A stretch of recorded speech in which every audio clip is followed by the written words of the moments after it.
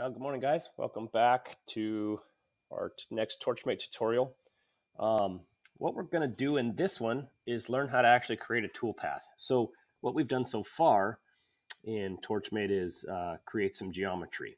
And the geometry is great, but in order to actually cut it out, we need to send a toolpath to the robot, the CNC plasma table, and tell it where to go. That's actually done by exporting G and M code. Which we're not going to get into G and M code right now, but we are going to show you how the machine does it. Now, this CAD software actually kind of does all that behind the scenes for us, so we don't actually have to know G and M code, which is nice. But we need to be able to, the machine needs to be able to calculate it, so we have to add some toolpaths. So what we're going to do is start with the happy face that we drew in the very first tutorial. If you didn't draw a happy face, just go ahead and sketch one up now. And it doesn't have to be any specific size or anything for this tutorial, but you just want something like this that we can kind of take a look at. Okay. Now, I wanted to mention one thing when we're in the VMware here, and I have had some students go to their P drive. So when we come in here, hit their P drive, go to their Metal 2 folder that you've created, and there's a little bit of an issue when I want to open an old drawing like this happy face. When I click on it, it just tells me this. It says I look for an app. It doesn't know what it is. Windows doesn't recognize this .edu extension. It doesn't know that that's a Torchmate file. So and you're not going to find the Torchmate on the Microsoft Store, I don't believe. So really, what we want to do, to be honest, I don't even know if we have access to the Microsoft Store in the VMware. So what we want to do instead is launch the Torchmate software first, and then once this is open, now we can actually just go up here and maximize screen here. We could go up here to File, Open, and it'll give us this warning that you want to merge files, because if you can import all your files together, so like we've done the nameplate and the happy face and the fire pit, we could put all those in the same document, but that's not really what we want to do. We just want to open an old one right now, so let's click OK. Now we're going to navigate again to the P drive, so if we go up here to look in, and should be able to scroll down and find your P drive somewhere. If you don't see it, just change this to remember to just hit this PC, and then that'll take you into something like this. You're going to be looking in the network locations for your P drive. Okay, then we'll go to Metal 2, and we should be able to get it there. No problem. There it is. We see a little preview of it, which is nice. See if we click the fire pit or the nameplate they have down here, right? So it kind of gives us a little preview of what they are, which is nice. So we'll hit open, and here it is, right? I used an 8-inch. We used 8-inch diameter when we drew this one. So this guy is now the geometry, and it's ready to toolpath. But we're only sort of ready to toolpath. Okay. To create a toolpath, what I would do is actually highlight it and come over here to Machine, and I would go to Create Toolpath. Now, right now, just follow along with me. We're going to change some things, but just watch for now, and then you can set it up correctly. I'm going to do it incorrectly right now. Well, not necessarily incorrectly, but I'm not going to have all my parameters set yet. So let's go to Create Toolpath, and there's four types of toolpath that we can create. So the first one is online. What that means is the torch is actually going to drive directly on the line. Okay. We don't want to use that because there's a few things that'll happen there. One, it won't create a lead-in, which we'll come back to. I'll talk about what the lead-ins are. And two, it'll make the part too small because the kerf, the plasma, is going to be on both sides, right? So the other two types, the types that we have a male and a female, and those are the two that we will use. We'll generally be using male like 99% of the time. Sometimes we will use the female if we have a big plate and we just want to cut something out of the middle of it, but that's pretty rare. So most of the time we're almost always going to be using a male toolpath. Let me show you what it does. Okay. So when I click this one, it takes me to my tool library here, and the tool library is really, this first page is really doesn't really have anything to do with what we're doing. As long as we just have auto make path, we're just kind of leave this one alone. What we want to get to is the basic cut. And so The basic cut is where we will assign the tool. So right here is the plasma. But if we drop that down, you see the other option that we have is oxyacetylene. Okay. This is fine, except I don't know what the parameters are on this yet. We are using plasma, but I haven't set up the kerf width or any of those types of things. So we're going to come back to that in just a minute, but we'll just leave it on here for now. And then when we come down here, the direction will always be climbing. Now, what this means is that this is the direction that we go. This is conventional versus climbing. Now, this goes back to CNC machining with a milling tool. And climb cutting, essentially what happens is the right side of your plasma arc as the torch is moving is actually going to give you a better quality cut. So we try to always cut going with the right side of the torch, which means that if we're outside the part, okay, so if I'm going to come in here, if I'm going to pierce out here in the scrap and then I'm going to come in and hit this, I want to use the right side of the torch, which means I'm going to go clockwise when I'm cutting around the outside of something. But if I'm cutting out the inside, like this eyeball, I'm going to pierce on the inside here. And when I hit this piece, the right side of the torch would be going the other way. So it's going to go counterclockwise when I'm on the inside. So generally speaking, the torch is, when it's cutting out around the outside of an object, a piece of metal, it's going to go clockwise. When it's cutting an internal part out, it's going to pierce and then go to the counterclockwise. Okay. It'll make more sense, I think, once you actually see it cut a few times, but that's all that means. So we just always want to leave that on climb cutting. And then this one is sharp or roll. That's your corners. We're just going to pretty much always leave it on sharp. Okay. Now, the feed rate is another one that needs to be adjusted for how fast we actually want to cut this part. And that's going to be given to us. This is another parameter. So the kerf width and the feed rate, we're going to get these parameters from our manual that comes with our plasma cutter. So we'll take a look at that in just a second. But for right now, we're going to just set this to 100. So 100 inches a minute is where we're going to set that up for right now. All right. And then if we click OK, oh, the other thing we have is this other tab up here, lead in, lead out. So what this is if we look at a cut, okay, when the torch, this is your Google Doc, when the torch is piercing, the plasma is piercing, the cut initiates, but it doesn't have anywhere for that metal that we're cutting out of there to release. It can't get through the piece of metal and go anywhere. So what happens is it kind of blows out the sides and you get this kind of this like chunk that doesn't look good at all. It's always going to leave like a rough, jaggedy edge. So we don't want to pierce directly on the part we're trying to cut. It's also going to be an inaccurate little bump right there. So and then once the cut is initiated and it starts moving, then we get this nice clean cut right here, right? And this, again, this is the kerf, so the material that's removed right here. So that's the distance that we're going to shift over and offset the torch by the kerf width, which we need to look up in the manual as well.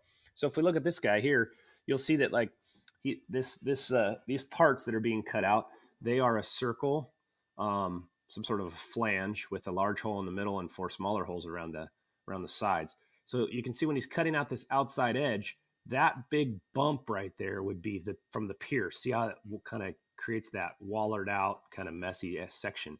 Well, if we just pierced right directly on the line, that it would leave that on both sides of the part, which is scrap side we don't care about, but the part would be a little bit messed up.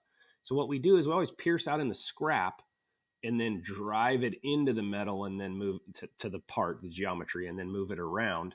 And so you can see in this one, here's the scrap metal, so that's where the pierce is. Over here, you'll notice these holes are all clean and nice. That's because they were pierced in the scrap here on the inside and then drove over to the part. You'll notice the direction of this torch right here. This is climb cutting. It pierced here and it's going around, so it's going around the outside of the part, so it's going in a clockwise direction. These ones, when they pierced and then went to the inside of the part. So that's what we're doing when we create this lead-in. Now we can control how long we want that lead-in to be. How far away? Do I want to put it way out here, an inch away, and then pierce and then go all the way in? No, because our consumables wear out, and that's a lot of wasted arc-on time. As long as it's far enough away that when it pierces that hole, it's not going to cause that little bit of a distortion and mess there for us. So we can just keep it just far enough away. Generally speaking, we usually keep it around 1/8 of an inch, maybe a little more depending on if we're on some thicker material, but we can maybe bump that up if we wanted to. But I think for now 1/8 is probably fine. And then the angle at which it leads into, that if it goes 90 degrees straight into it, sometimes it tends to leave a little mark. So we like to kind of angle it in at a 45. We do have an option of arcing in. So instead of piercing out here and going straight in, you can actually like curve it in, which sometimes is useful, but for the most part, we usually just use a line. Okay. So let me click OK, and we can see what the toolpath does. All right. Now you see something that was created there. And if I zoom in a little bit, you can see what's going on. It's a little tricky to see with the fill on. So let's go up to view, show fill, or we can just hit Alt S on the keyboard. And now you can see that here is the toolpath. Okay. Now, if we zoom in close, you'll see that there's a line right here at the sharp corner. And, but my toolpath, this thicker line is the toolpath. You can see here's the lead in. It's going to lead in here, and it's going to cut around this way. And the torch itself the kerf has a curve to it, so it can't get in a really tight corner like that. That's actually the closest that it can get. But you can see that it's still going to cut our piece out. Now, I don't know if we can see the geometry or not on the circle. You can kind of see it right there, but you'll notice that the whole width of the kerf, this line is supposed to be drawn the thickness of the kerf, which again, right now is just set to a default. But you see that how the edge of the kerf is up against the geometry, right? So the Torchmate, by choosing the male toolpath, it knew that there's a big plate of steel out here, and that I wanted to keep the happy face. So it knows that this is a hole. It's an inside cut. So it added the little lead in on the scrap metal on the inside. It added the inside scrap cuts on the inside. So the pierce lead ins are on the insides here. And it knew that this was the outside cut. And it will order them properly. Because if we cut the outside out first, this circle falls out of the table and we can't cut out the mouth and the eyes, right? So it does all that for us when we choose the male toolpath. That's why we're primarily choosing male toolpath. If we were to choose, let's do an undo here. If we were to choose a female toolpath, so we have to highlight it first, go up to machine and go to create toolpath. And if we chose the female toolpath, again, basic cut, feed rate, we want it to be 100. Oops, 100. And still set to plasma, which will change in a minute, but and then 1/8 and 1/4 all looks good. Click OK. Okay, now you see where the holes are, or where the lead ins are now. These would be the opposite of what we want, right? And it wouldn't make any sense to use this toolpath for what we're trying to create here, because now this lead in right here is on the inside on the metal, and it would blow a hole here, and then it would have a line cut in it here, right? And it would make its way around.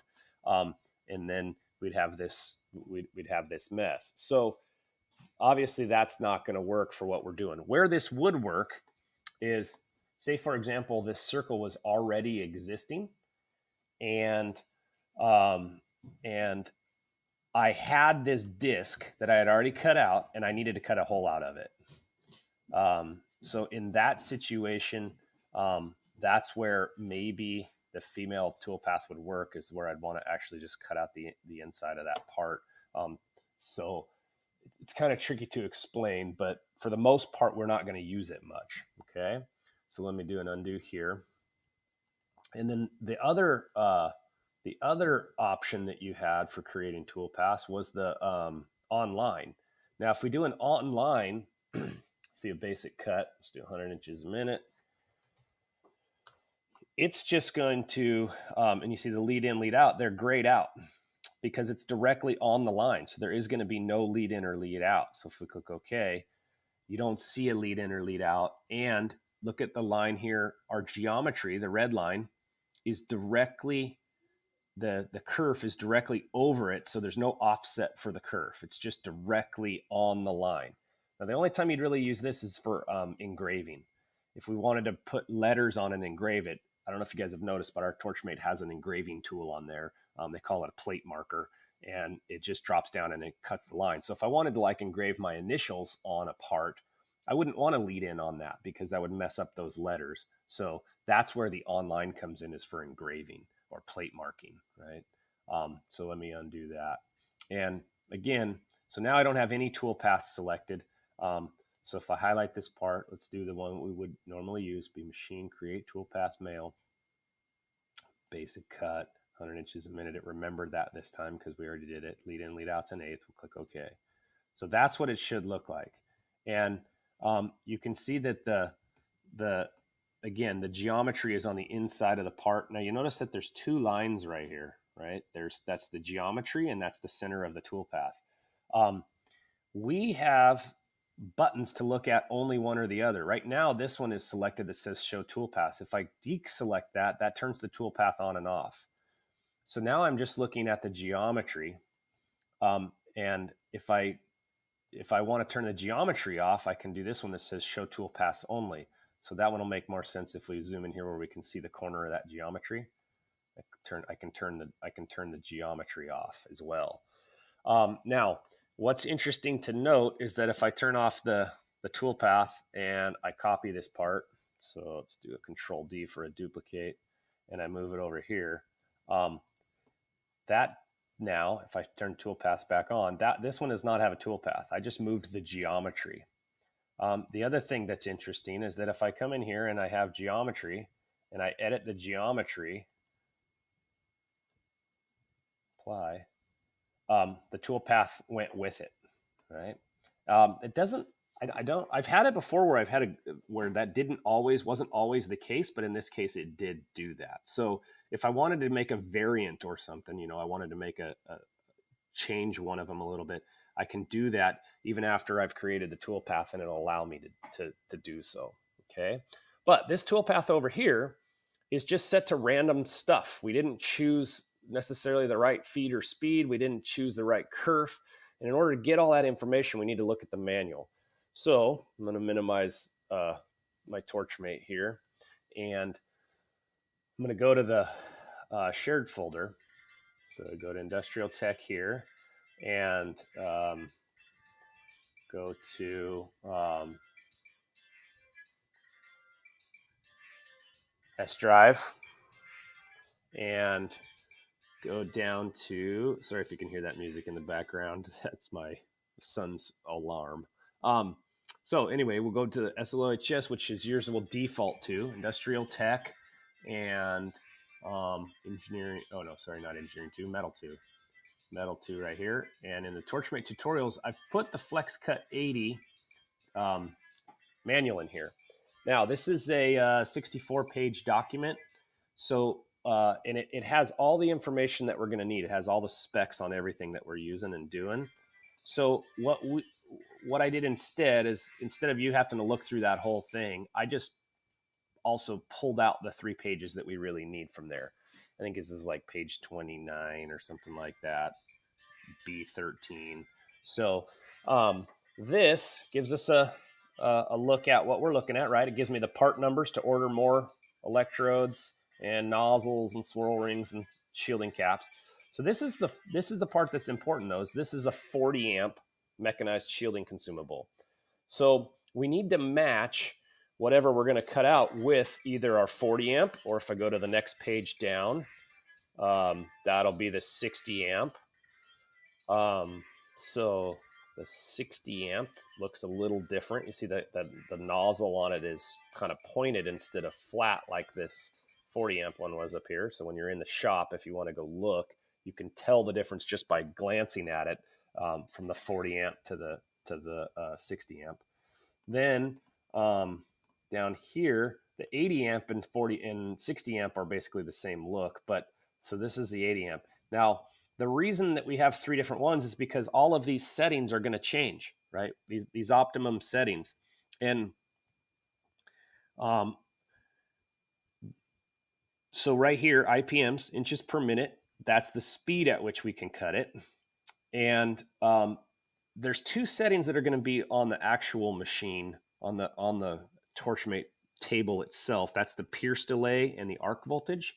We'll have to set those when we're standing at the machine. We don't actually set those in the cam, but we do need to know the kerf width and the speed we can set if we know what it's going to be from these documents here. Okay. So for this happy face, let's choose the 40 amp because we're going to cut it out of some thinner metal. So we'll just use our 40 amp shielding consumables. So you can see it's going to vary if it's aluminum or mild steel or stainless steel. The numbers change a little, but let's just stick with mild steel. And let's cut this out of some 12 gauge. All right, so we're going to basically go across this one here. I don't know if it'll let me highlight just that one, but so we're going to cut 12 gauge. So that's just about 100 thousandths thick, just under 1/8 of an inch thick. All right, so that's what we're going to make the happy face width. So we come over here, and when we get to the machine, we'll need to set the pierce delay to 0.4 seconds, so just under half a second. But here's an interesting one, right? That's the one we need right now, is we're going to cut it at 180 inches per minute. So we can set that in the machine, or we can set that on our cam, our Torchmate software, where we were setting it to 100. I still like to just set the cam speeds, the Torchmate, the stuff you guys are learning. I usually just leave it at 100 because I can go to the machine and increase it. It allows you to just override the speed there by bumping it up or down with a button on there that allows us to increase the speed from 100% to, I could go to 180%, which would make it 180 inches a minute.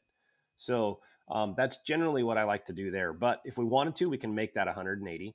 So we know what we know from this chart what speed we should be cutting at. Now that's an optimum setting, so that should give us the best quality cut. If we're in a production setting, meaning we need to just blow out a bunch of these things to get them done fast, and we're willing to sacrifice a little bit of cut quality, we can bump it all the way up to 200 inches a minute. All right, so the 40 amp will cut that thing at 200 inches a minute. Now here, this is the part we need to set as well, and this is the kerf width. And this machine tells us that with the 40 amp consumable, the kerf width is going to be 0.045 or 45 thousandths of an inch in diameter. Okay, so that's what we need to go set. So let's minimize this and go back into our Torchmate here. And now I'm going to create I'm going to create a new tool for this material. And if we look at this, these are for the 45 amp. Basically, the kerf width is all. For the 40 amp, basically the kerf width is all 45 thousandths. Now, if we get up to 10 gauge, it gets a little bigger. It goes to 50 thousandths. But for 10 gauge, I'm probably going to move up to the 60 amp consumables so that I can cut it a little bit faster. So let's build a tool. We're going to title the tool 40 amp plasma, and we're going to change the kerf width to 0.045. So I'm going to go over here to machine, and I'm going to click the tool library. And this is going to look kind of, this is where, when we chose plasma before, this is where it was looking. It was looking to this, and it had a default, this one over here, this smiley face we made, the default parameter, kerf width for it was a little too big. It was almost 60 thousandths. So what I'm going to do is I'm going to add a new one here. So I'm going to change the name here, and I'm going to say this one's 40 amp. And I'm going to say plasma. 40 amp plasma. And then I can come over here and change this, double click in there to get that active. And I can change this one to 0.45. Okay. And then I can just click add. And now that's part of my list. So I have a 40 amp plasma that is now a tool that I can choose from. Okay. Let's go ahead and add another one while we're at it. Let's add the 60 amp just in case we decided we changed our mind and we wanted to cut this out of some thicker material. So if I come in here to the 60 amp torch machine, if I look over here, so let's say we decided not to cut that out of the 10 gauge. We wanted to cut a 1/4 inch plate one. So if I look over here, the 60 amp, If I look up here, 40 amps doesn't cut 1/4 inch plate. It does, but it's going to be, I guess we could cut it. It would work, but we have to cut it at 45 inches a minute. That's really slow. And our kerf width grows a bunch anyways. So, and it would be working those consumables really hard. So I'd rather move up to a 60 amp at that point, just increase the amperage, go 1/4 inch here. We move across here. You can see I can cut at 90 inches a minute. So I can cut at twice the speed with a 60 amp, which is much better. And the kerf width is now 50 thousandths of an inch. So let's set one up for that. So we're actually going to call this one, because these kerf widths change a little bit, right? If I'm going to cut 1/2 inch, it goes to 80 thousandths. That's a pretty big jump, 30 thousandths of an inch. So I'm going to actually title this one 60 amp 1/4 inch, and I'm going to make it 50 thousandths of an inch kerf. So let's do that. We'll go back in here. So I'm going to click up here, and that one's already in, so I can just override this one, and I'm going to say 60 amp, and then I'm going to go 1/4 plate. So 60 amp 1/4 inch plate, and I need to change this to 60. Right? Is that what it was? 60? 50. Oh yeah, 60 amps, 50 there. So yeah, let's change this, double click this again. Let's change that to 50. Okay, and we'll click add.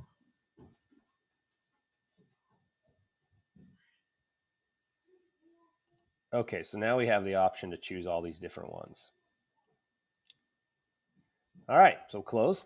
Okay, so now when I want to make the toolpath, I can come over here and go to Machine, Create Toolpath, and I can go Mail, and we'll go with, again, skip this one, go straight to Basic Cut. So I'm going to leave this at 100 because, like I said, I like to just override it at the machine. I'm going to recommend you guys do the same thing. That way it's easy to if you set it to like 180 or 165, then when you start messing with the overrides, it's harder to do the math. If you leave it at 100, I know that if I bump it up 20%, it's going to be at 100. It's going to be at 120 inches a minute. If I bump it up 40%, it's going to be at 140 inches a minute. If you do it at 180, well, now if you bump it up 10%, well, okay, so that's 18 plus the 180, that'd be 198. So you have to do math like that, which I'd rather just leave it at 100 and make the math simple. But here's what we do want to change. Right now, I defaulted to plasma. You notice when I clicked it before, all we had was plasma and oxyacetylene. Well, now we have all these other options. So let's say we did decide to cut this one out of 1/4 inch plate.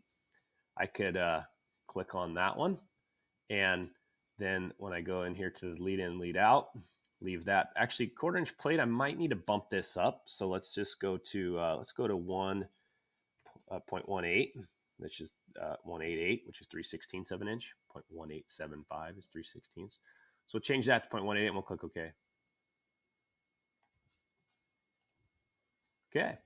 Now you can notice, and actually if you look at these, you can see that oops, I only selected see what happened there? I left the geometry and I moved the toolpath, which is okay if I don't care about the geometry anymore because my toolpath is good. But if I want to edit anything, I don't want to do that. So it's a good idea to move them both. But while they're separated like this, I want to show you guys here that if we deselect this turns off the toolpaths. And if we deselect this turns off the geometry. So depending on what you want to look at to work on or to edit, you can turn these guys on and off. Okay.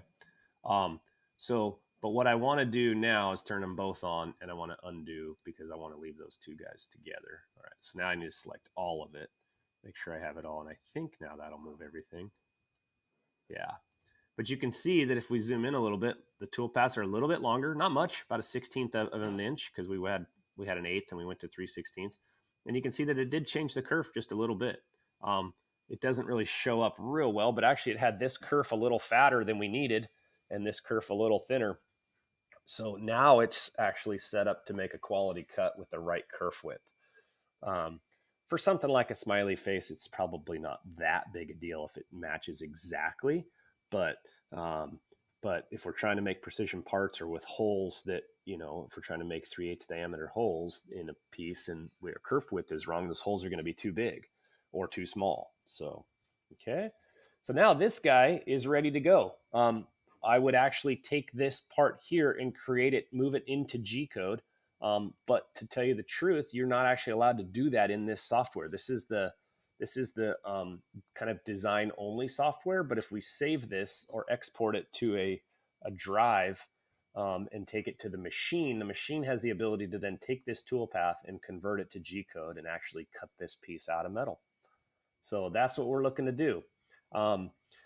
So at this point, what we don't want to forget is to save this guy. So let's go save. Now, if I just hit save, that would work. It's going to override my original happy face, but I want to see in your P drives that you did this and that this one is actually toolpath.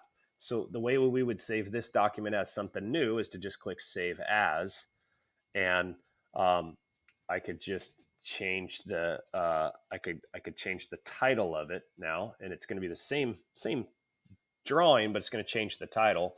So if I set this one to this one's going to be 6 dash, and I think I had you save it as toolpath. Let's see, what's it say here? Yeah, so this will be TF toolpath. So back to the Torchmate.